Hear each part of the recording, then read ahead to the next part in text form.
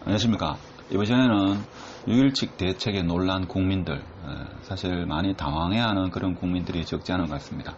물론 주제가 많다 보니까 저같이 부동산에 관심이 있는 일반 소시민들도 다 알지 못하는, 그리고 양도소득세 관련해서는 세무사들도 공부를 해야 된다, 이런 의견이 있을 정도로 규제가 많다 보니까 이런저런 의견이 많은 것 같습니다. 그래서 이번 시간에는 6.17 대책에 놀란 국민들, 그리고 실수요자, 조금 더 보완해야 될 부분이 어떤 것이 있는지, 이런 경우에는 제가 봐도 좀 억울하지 않겠나, 그리고 이번 대책이 과연 실효성이 얼마만큼 있을까, 이런 에 대한 내용으로 한번 알아보는 시간을 가지도록 하겠습니다.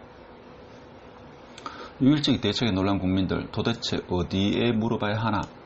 저도 좀 당황스럽죠. 당황스러운데, 저도 궁금한 게 있어가지고 국토부에 질의하려고 하니까 전화가 안 되더라고요. 그래서 지금 뭡니까? 이런 청와대에 있죠. 지금 일반 국민들이 궁금해하는 사항, 지금 국토부입니까? 하여튼 잘 모르겠는데, 집값 안정화 의지가 있으신지요? 이런 거. 6.19 부동산 추가 대책 규제 형평성 어긋나는 규제 다시 조정 바랍니다. 그 다음에 저는 부동산 투기꾼입니다. 수도권 조정 지역에 대한 규제 지역의 재변경해 주세요 하는 하여튼 여러 기사들이 지금 기사가 아니고 이 청원글입니까? 청원글이 상당히 많이 올라오고 있습니다. 그래서 주로 서민들 중에 좀 답답해하시는 분들이 이번 대책으로 묶인 투기과열지구 해제와 대출 규제 적용을 예외를 인정해달라, 이런 의견이 많고, 그 다음에 재건축 안전진단 완화, 그리고 재건축 2년 거주 조항 부당함에 대해서 이렇게 이야기하는 분이 많다 이거죠. 물론 투자가나 투기를 하시는 분은 그렇다 하더라도 실수요자 입장에서는 좀 부당하다, 이런 의견이 많은 것 같습니다.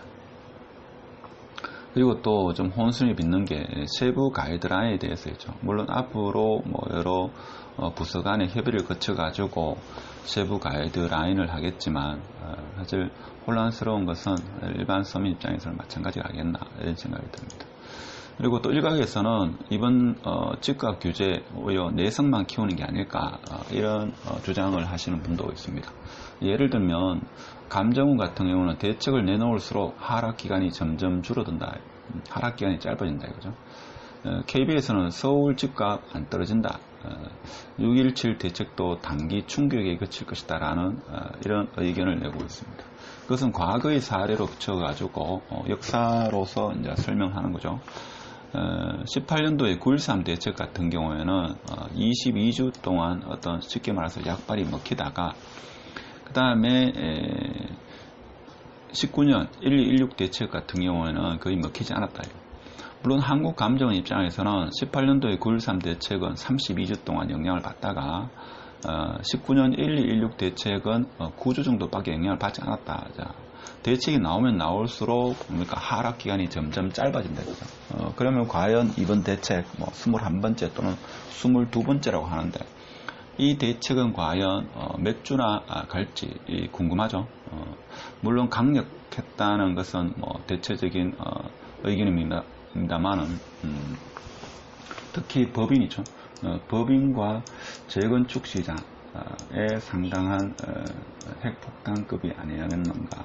자, 이런 의견이 상당수 지배적이고 공감 가는 부분입니다.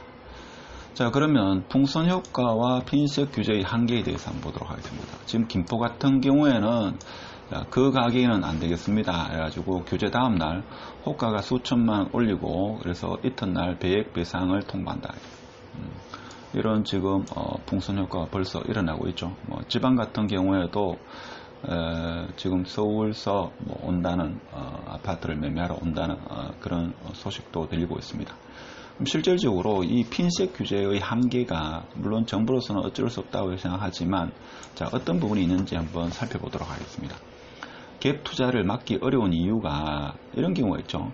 자기 집을 주택담보대출을 받아가지고 구매한 후에 살면서 아낀 자금으로, 절약을 해서 아낀 자금으로 대출을 받지 않고 갭 투자를 하는 행위는 제재하기 어려울 것이다.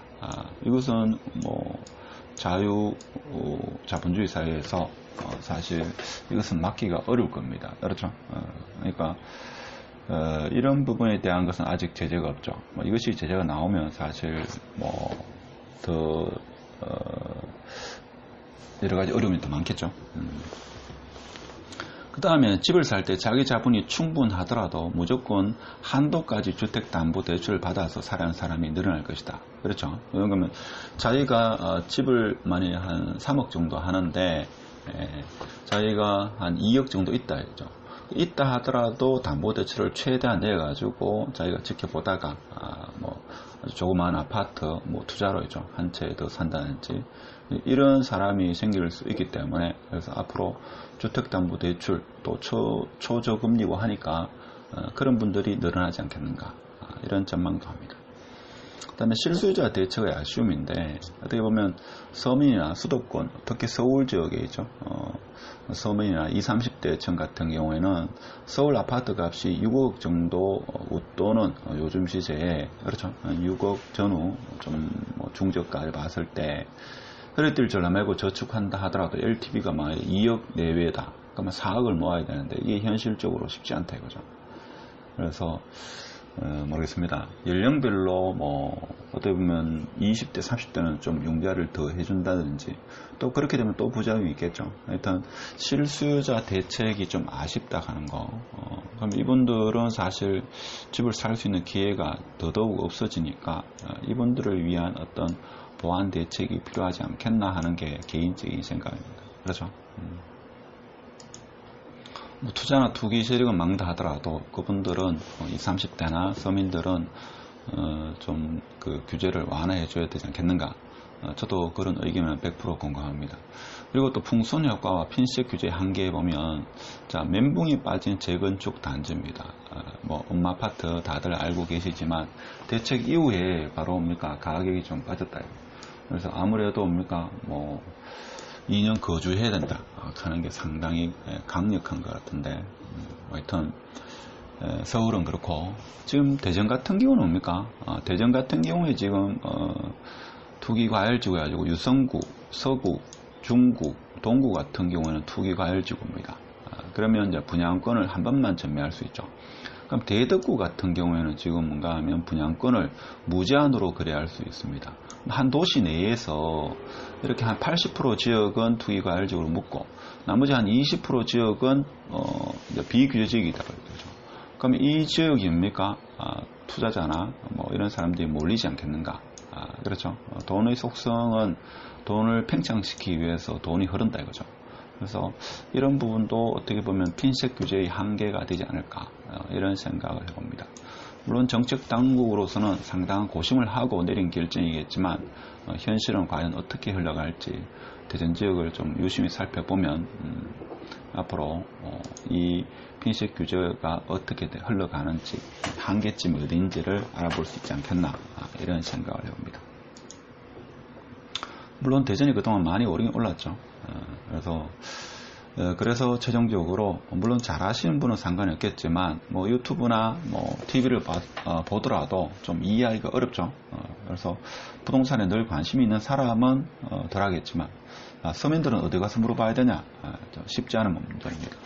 물론 제가 볼 때는 가장 큰 게 양도소득세 부분도 제가 볼 때는 있는 것 같고 그럼 새로 자기가 이사를 해야 될 경우에 그렇죠.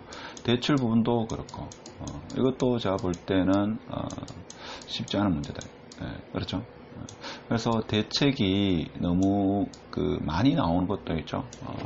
이 소시민들한테는 혼란만 가중시키는 게 아닐까 이런 생각이 들고 그 서두에서도 말씀드렸듯이 이 대책이 자주 나오는 겁니까? 시장이 내성이 생겨가지고 웬만한 대출에 대해서는 웬만한 그 규제에 대해서는 뭡니까? 시장이 반응을 안 하는 그런 시점에 도달하지 않았나 이런 생각이 들죠. 그리고 이 핀셋 규제의 한계는 뭔가 풍선 효과는 있죠. 계속 일어날 거라 저는 개인적으로 생각합니다. 그런가 하면 이 전국적으로 있죠. 어떤 규제가 일어나지 않는다 하면은 이 풍선 효과는 어쩔 수 없는 피할 수 없는 그런 시장의 반응이 아니겠나 저는 그런 생각을 합니다. 하여튼 오늘 6.17 대책 이후로 서민들의 당황스러운 그런 반응과 특히 서민들이죠. 이런 대책에 대해서 궁금한 점이 있는데 이걸 어디서 물어봐야 될지 참 난감해하는 이런 형국에 대해서 같이 한번 알아보는 시간을 가졌습니다.